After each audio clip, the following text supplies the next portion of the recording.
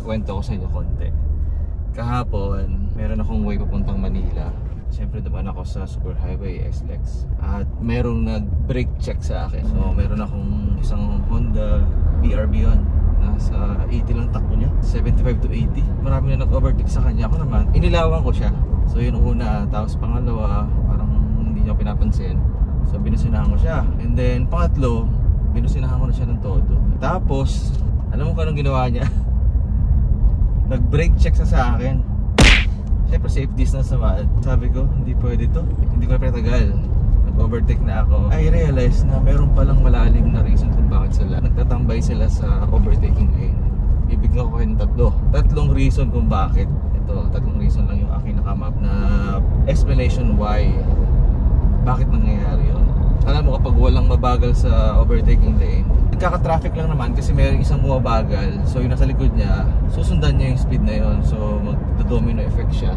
Kaya tayo may mga speed lane kasi para yung mga nasa overtaking lane, hindi sila masyadong maghihinto o mag-slow down kasi tuloy-tuloy yun eh. Kung ma-improve lang sana yung overtaking lane na yan, hindi magkakabuhol-buhol ng traffic. Diba? Tatlong bagay lang ang aking na-realize kung bakit. Hopefully makatulong din sa inyo kung bakit. Kung nanonood sa akin yung Honda BRB, pakinggan mo kung ano yung ipapaliwanag ko kung bakit gano'n. So tatlong bagay lang na-realize ko. Number one, communication. So syempre, nakita ko siya, approaching ako eh. Nag-decide akong gamitin yung overtaking lane kasi nga mabagal dito. So gagamitin yung overtaking lane. Approaching sa kanya, nakita ko hindi siya mabilis. 75 to 80 lang takbo niya. So nag-communicate ako gamit ang ilaw and then busina. And then pinagsabay ko yung ilaw sa kabusina. So wala pa rin, hindi siya nakinig. O maaaring hindi niya naunawaan yung gusto kong i-communicate. Tapos nag-communicate back siya. Ibang communication, nag-brake check siya. Itong aking discussion ay patungkol lang to particular sa gumagamit ng superhighway, expressway, gano'n. Kasi iba naman talaga sa probinsya. Though applicable din siya. Pero ang tinutukoy ko dito yung sa Superhighway, SLEX, NLEX, SCTEX, TPLEX, CALAX. Nag-brake check siya sa akin. So ibig sabihin, nag-communicate back siya pero hindi response doon sa aking kino-communicate. Kumbaga, ito yung sinasabi ko, ang reply niya, ang layo. So gano'n. So ibig sabihin, lahat ng mga mababagal sa overtaking lane, sila yung mga ayaw makipag-communicate sa atin. Required sa mga nagmamaneho sa kalsada is yung constant communication. Anything na behavior mo, nagko-communicate ka. Halimbawa, maliliko ka, gamit ka ng signal light, nagko-communicate ka noon. Kasi babasahin ka lang nasa paligid mo. Alam nyo, yung mga tumatambay sa overtaking lane, sila lang yung talagang driver na ayaw makipag-communicate. Ganoon. Tapos, sabog sila, hindi sila marunong mag-communicate back. Anong ibig sabihin nun? Sa normal na buhay natin, pag may sinabi ka, ang reply according dun sa unang sinabi. Ngayon kapag malayo, ibig sabihin hindi mo na pakinggan or may problema ka sa pangunawa. Ganun. So number one yun na communication. Lahat ng mga nasa overtaking lane na mababagal, hindi marunong mag-communicate yan. Hindi sila marunong umintindi ng road language. Yan. Sablay talaga sila sa communication. Ngayon yung communication, ipapaliwanag ko pa siya ng maigi sa pamamagitan ng pangalawang point ko, yung personality. Yung personality kasi depende yan eh kung ikaw ay buo sa sarili mo or at the same time saan ka kumukuha ng pagkilala mo sa sarili mo. Diba ako insecure akong tao tapos naging pulis ako. So dati wala akong pinagkukunan ng sarili ko. Wala akong pinagkukunan ng pagkilala ko sa sarili ko. Ngayon naging pulis ako. So yung pagiging pulis ko, doon ako kukuha ng kung sino ako. So gets personality. Iba naman pag engineer. So engineer yung kanilang pagkukunan ng sarili.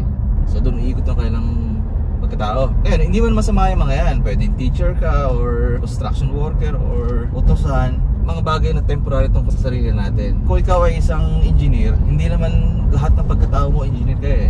May mga driver tayo na nakakasabay sa kalsada na yun lang ang pinagkukunan nila. Napaka konti. Pag yun ay na-trigger mo, ipagtatanggol nila agad yun. Kasi nga, yun lang yung kailang pagkilala sa sarili. The rest, dating lang kung sino, sila ba ay... So ngayon, in personality, mahalaga siya sa pagmamaneho. Halimbawa ako, nung nag-brake check sa akin, nag-decide na ako na hindi ko ito papatulan. Same time, wala mang mawawala sa akin kung lampasan ko siya. Doon ko na-realize nung paglampas ko, hindi na pala ako insecure na tao. Sa iba kasi, kapag ganoon ka, hindi ka papayag na hindi ka makaganti. Kasi nga, yun lang yung buhay mo eh. Yun lang meron ka natitira. Kaya parang kailangan mo ipaglaban lagi. Doon ko na-realize na wala akong ibang pinagkukunan ng sarili ko, or mas mataas yung pinagkukunan ko ng sarili ko. Hindi sa mga bagay na yan, mga names, achievements, hindi ko dyan kinukuha yung tungkol sa aking sarili. Kaya nung nag-overtake ako, nilampasan ko siya, doon ko na-realize na hindi na pala ako insecure na tao. So ganun. Anong ibig sabihin ko nito? Lahat ng mga driver na involved sa road rage, check natin ang personality nila. Yung mga yan, mga hindi buo yan sa sarili. Nag-aabang sila ng isang taong sisira dun sa kanilang pagkakilala sa sarili. At kung sino mang sisira noon, bantay sarado yun. Kaya ganoon sila kapatol. Lahat ng taong mahilig magpapatol, insecure yan. Hindi yan buo sa sarili. Ang source ng kanilang pagkatao ay isang bagay lang. Kukunti lang ang pinagkukunan ng kanilang pagkatao. Gusto nila insecure yun. To the point na yung rules sa kalsada, i-disobey nila para lang maipagtanggol ng kanilang sarili.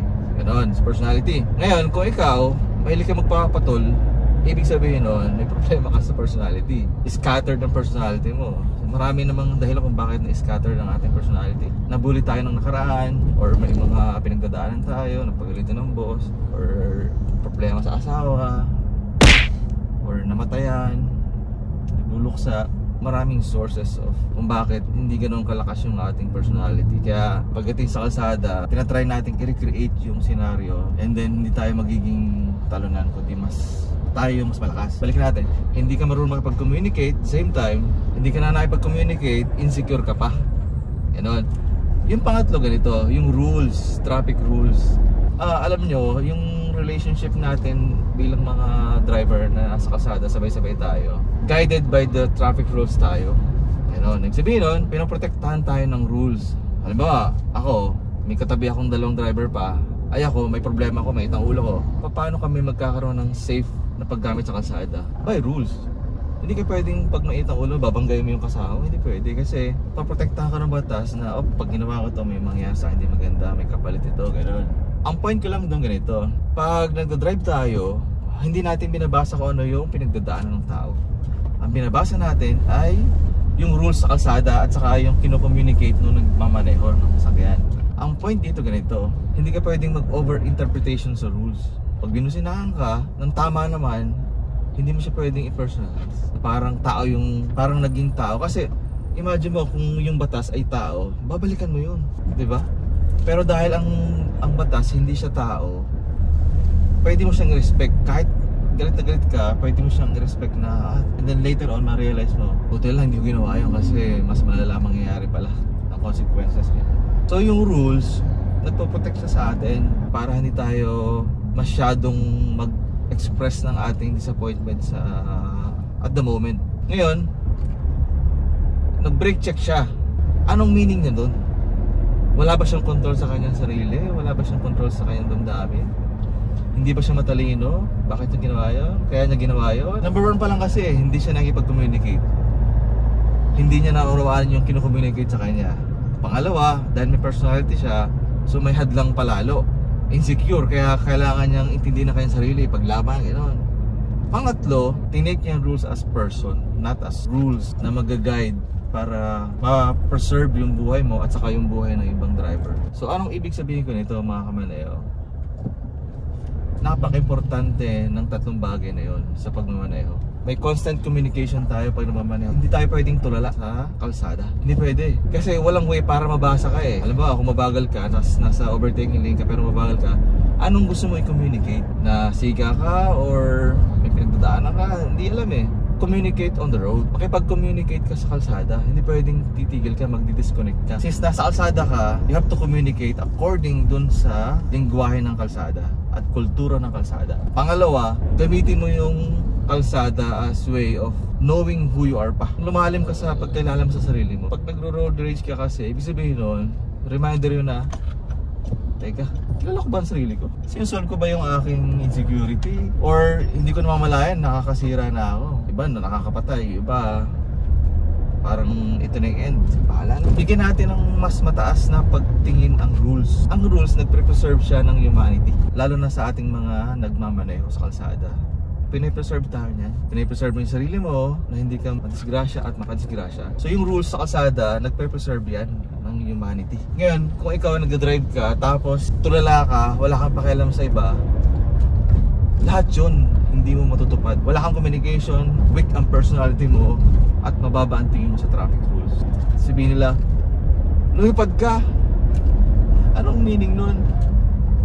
Eh, nag-communicate ka lang naman na ng rules. So, yung communication mo ay yung language lang sa kalsada. Hindi ka naman nagsalita na lilipad ako. So, di, lilipad ka. Dapat gano'n ang reply ay wala man akong sinabing lilipad ako Ang labo talaga ng mga nasa overtaking lane na mababagal. Hindi sila marunong umintindi ng simpleng language system. May nag-communicate, may receiver, and then nag-communicate back. Yun ang sistema sa communication.